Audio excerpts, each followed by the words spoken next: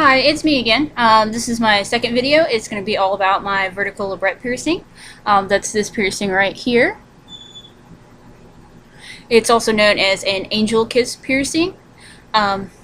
When you go to get this piercing, what they do is they will mark your lip. They will take their clamps that clamp down on your lip, and then they will usually push the needle from the bottom of the piercing up, and then place in your jewelry. It usually takes about 6 weeks to heal before you can change it. If you go back to your piercer, he'll change it for you to a shorter bar. If you do it too soon, then you will get a keloid on the top, which will become very, very painful. Other than that, it's just your normal oral care type of thing.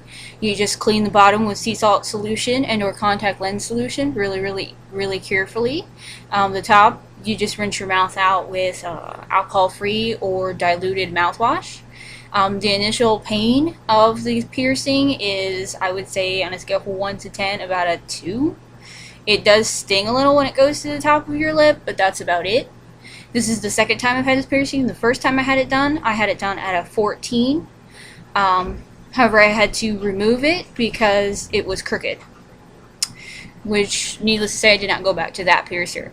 I got it redone after it healed up, after about, I say, about 6 months to get it redone. 6 months to a year, because I had gotten snake bites in between. But I did not enjoy the snake bites, mainly just because of the rubbing on my teeth and gums that it was giving me. So I removed those and got this one instead.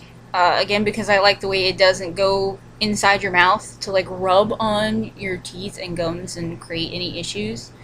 Other than that, I've had no problems with this one in particular.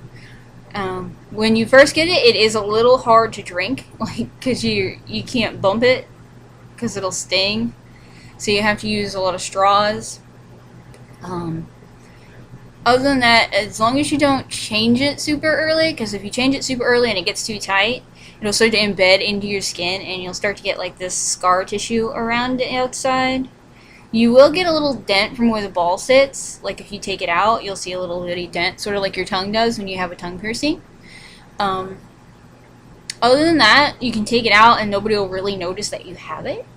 A lot of people don't keep it after they've gotten it for very long because they have trouble wearing like lipstick, and they'll get that little bit of extra skin that likes to grow up behind it, especially if you play with it a lot.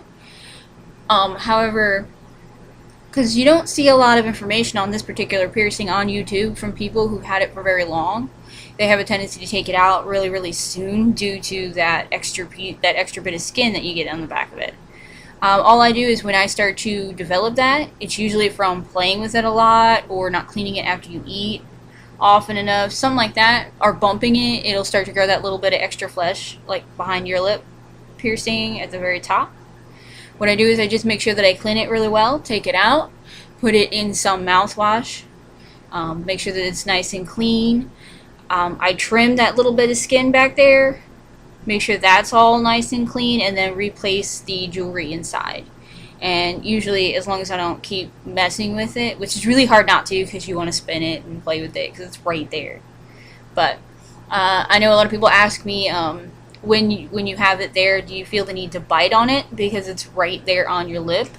At first you do, because I guess it feels like there's a piece of food on your lip, but after a while you start to get used to it, and then it feels weird without it, so you don't actually bite down on it too often after that. Other than that, that's pretty much it. If you have any other questions I can answer about a vertical labret piercing, go ahead and put it in the comments below, and I will get to answering that question as soon as I possibly can. Hopefully I'll be making another video on one of my piercings here in a few days to next week. So honestly, that's all I can think of. Like I said, if you have any questions, just let me know and I'll get back to you as soon as I can. Please comment, rate, and subscribe, and if you have any suggestions on anything you'd like to know about any piercings, stretchings, or tattoos that you'd like to know, just let me know and I will get back to you or make a video out of it as soon as I possibly can. Thank you for watching.